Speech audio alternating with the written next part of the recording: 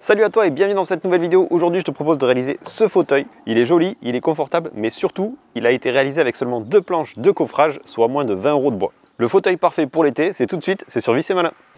Allez, c'est parti, on attaque les découpes.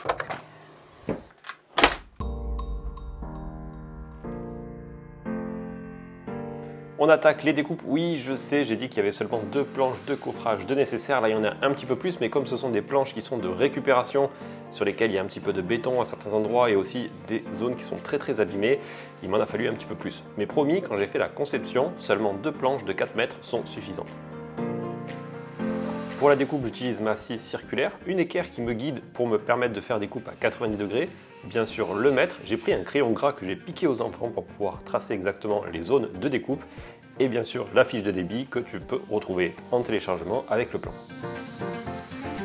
Les planches de coffrage, il faut les choisir un maximum sans défaut. Là, encore une fois, comme ce sont des planches de récupération, il y a des zones que je peux vraiment pas utiliser. Mais quand vous faites l'achat en magasin, je vous invite à vraiment jeter un œil et à prendre le temps de sélectionner les meilleures planches qui ont le moins de nœuds trop disgracieux pour avoir quelque chose qui tient déjà la route sans avoir à supprimer des zones des planches. Un élément qui est très important quand on fait le débit, c'est-à-dire la première découpe, c'est de bien marquer nos planches parce que si on commence à les confondre, il y a fort à parier que ça devienne une vraie galère par la suite pour faire l'assemblage. Donc là, on prend bien le temps à chaque fois de noter le nom de la planche. Là, on a coupé toutes les pièces dans la longueur. Maintenant, il faut découper dans la largeur. Avec cet appareil, il y avait fourni un guide parallèle qui se bloque ici et qui permet de faire ce genre de découpe, sauf que j'ai perdu ce guide parallèle. Et en plus de ça, j'ai une scie sous table, donc je vais faire ça à la scie sous table, ça ira un peu plus vite. Mais les deux sont possibles. Si vous utilisez la scie circulaire, mieux vaut inverser l'ordre des coupes, c'est-à-dire commencer par la longue coupe qui va se faire sur toute la planche, parce que ce sera plus facile de fixer la planche, et après seulement faire les découpes, le tronçonnage comme je viens de faire, parce que là c'est moins pénalisant. Si vous avez du mal à fixer la planche, comme elle est assez longue, on s'en sort toujours.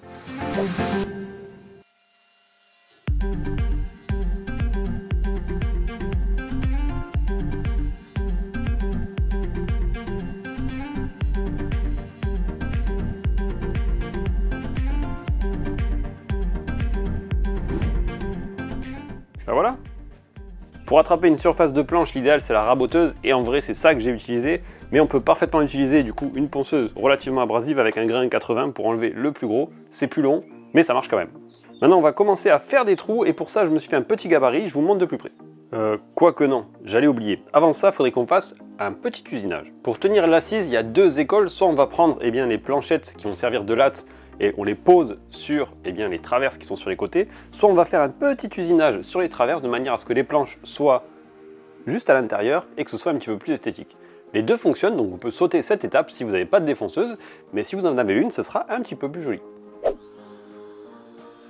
Pour positionner les lattes qui vont nous soutenir, les lattes de l'assise, il y a 2 écoles. Soit on pose directement les planches sur les traverses qui vont supporter les lattes, soit on va faire une petite rainure qui va nous permettre de poser les planches dans la rainure et donc de gagner un petit peu en esthétisme. Si vous n'avez pas de défonceuse ou si simplement vous n'avez pas le temps de faire ça avec la défonceuse, vous pouvez parfaitement sauter cette étape et visser directement les planches au-dessus sans avoir la rainure. En termes techniques, on dit normalement une feuillure, mais je pense que vous avez compris.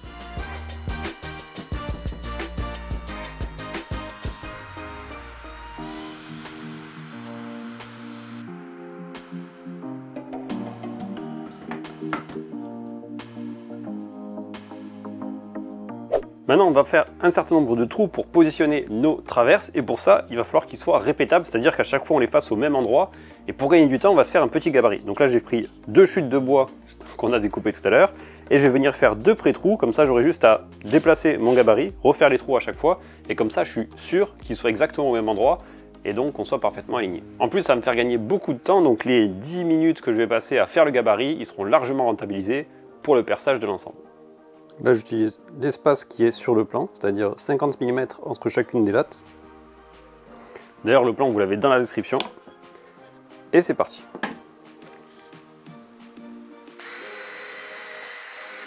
Pour faire les trous, soit vous avez la possibilité, bien sûr, de tracer avec votre crayon les différentes zones où vous avez les trous à placer, soit vous faites comme moi un gabarit, ça va vous permettre rapidement de replacer les trous exactement au même endroit et donc de gagner du temps. Même si on passe 2 minutes à fabriquer le gabarit, on va gagner un quart d'heure par la suite.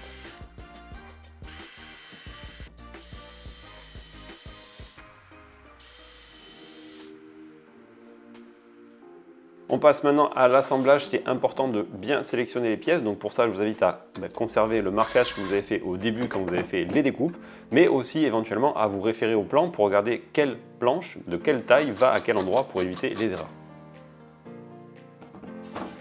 L'ensemble du meuble a été réalisé avec seulement 2 planches de coffrage et une cinquantaine de vis de 4x40, donc c'est assez cool comme petit projet pour l'été. Un pied. On va faire le deuxième. Tromper de machine.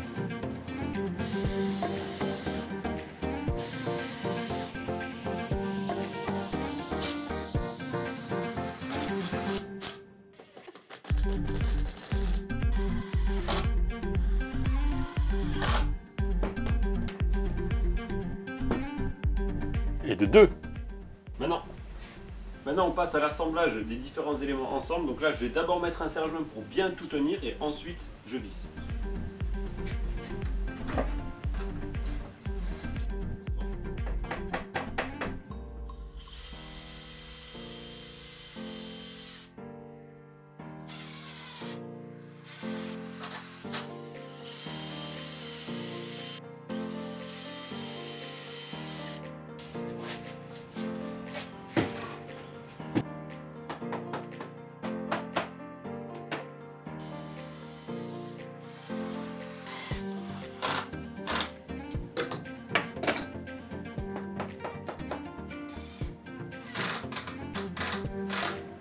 La prochaine étape, ça va être de positionner les lattes au fond de l'assise et la planchette avant d'habillage sur la partie frontale. Pour qu'elle tienne correctement, on va la visser sur les lattes qui seront du coup sur l'assise, mais pour que les côtés soient parfaitement collés sur les montants, on va mettre des assemblages à vis-biaise pour l'esthétique.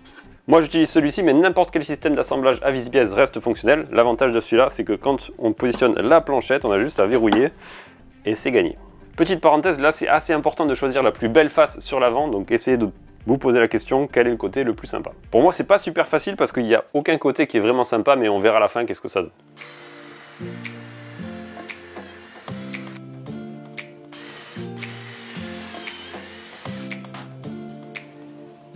Et voilà. Pratique quand même.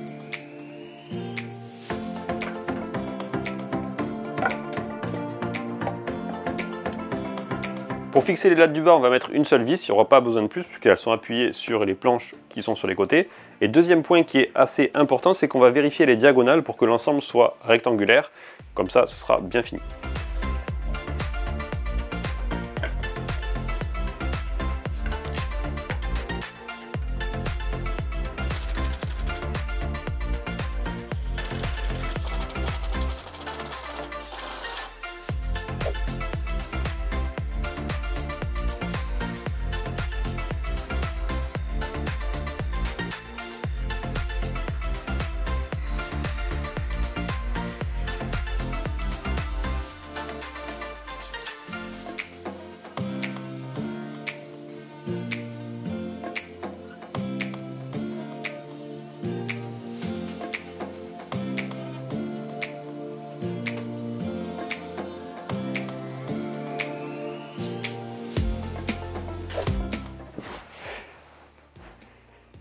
Alors je sais pas de là où tu es, comment tu vois le projet, mais de là où je suis, on est vraiment bien.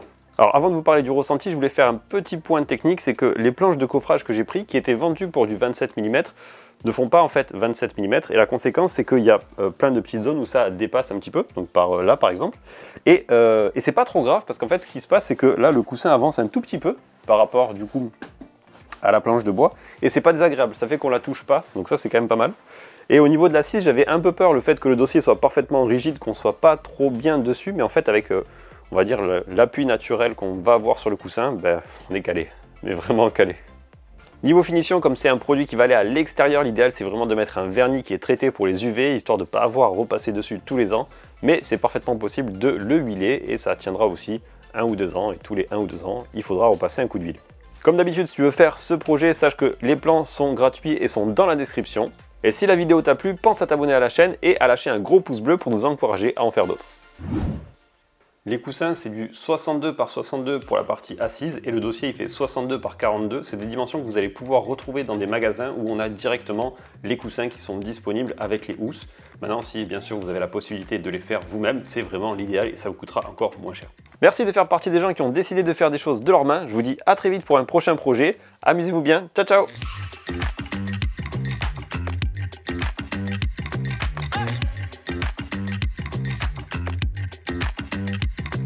Yeah.